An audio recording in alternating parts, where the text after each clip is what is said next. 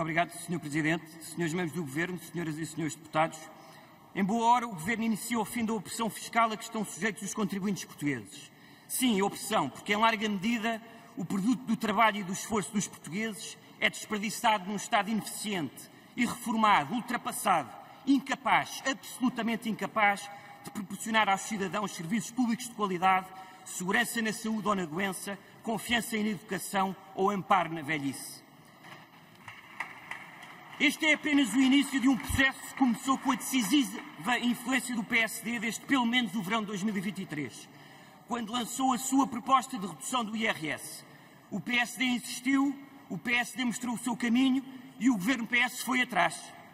Incapaz de reformar a administração e os serviços públicos, ao mesmo tempo que acumulava recordes de carga fiscal, não restou ao Governo PS outro caminho que não adotar as propostas do PSD. Sr. Deputado, peço desculpa, estão muitos diálogos em pé, a soma de cada um perturba e de que maneira a audição. E o hemiciclo é hemiciclo e ainda para mais projeta. Portanto, pedir ao favor de quem desejar conversar particularmente, fazer fora do hemiciclo. Muito obrigado. Muito obrigado, Sr. Presidente. Este caminho será prosseguido numa escala maior, olhando especialmente para os jovens, porque a imigração jovem é um drama que urge estancar, e com foco nos rendimentos do trabalho, através da isenção fiscal e contributiva de prémios de produtividade, porque o esforço tem que compensar. Trata-se assim de uma política diferente. A nossa escolha é diferente.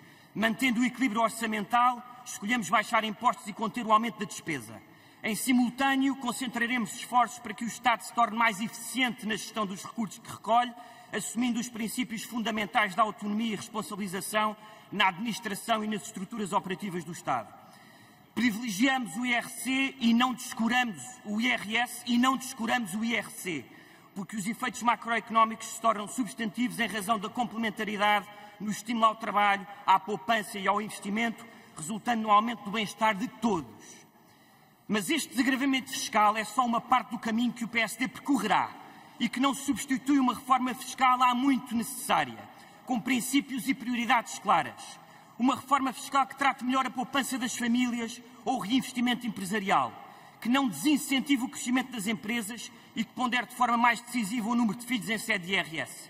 Uma reforma fiscal que assuma definitivamente a simplicidade e a previsibilidade como características fundamentais do nosso sistema fiscal, pondo fim à atual manta de retalhos que o caracteriza.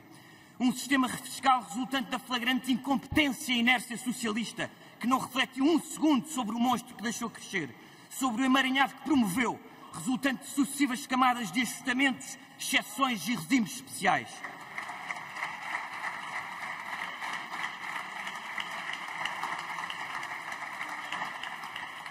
Um sistema que apenas beneficia empresas ou indivíduos com recursos para procurar e explorar, na filigrana dos códigos tributários, as deduções, os benefícios ou as exceções que lhe são mais favoráveis, num processo tremendamente regressivo e ineficiente que resulta na extração de milhares de pequeninas rendas fiscais e que estimula a corrupção.